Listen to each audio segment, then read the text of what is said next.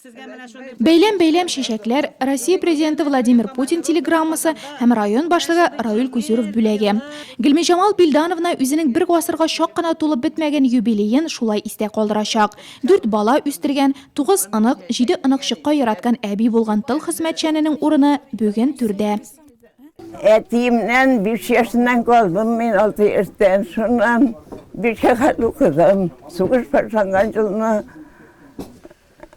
ayağıma çok deyip bir şekat okuyuş, bizim yakşı okuyan buldum.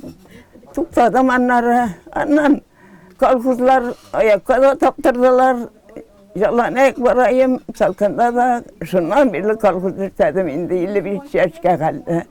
90 yaşын тутырса да Гөлмиҗамал Әхмәтвәлиева туган нигездә үскәнен үзе күреп гомер кичерә. Төп йортта балалары, оныклары еш кунак. Авылның ак әбисеннән үрнәк алып яшиялар. Яшь чагында уңган хатын-кызларның берсе булган ул.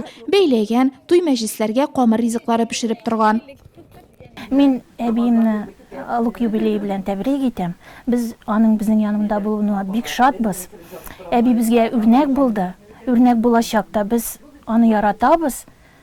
Озын гомер, тынычлык, балаларның шатлыгын, аныкларның шатлыгын күреп, озын-озак яшәргә телибез.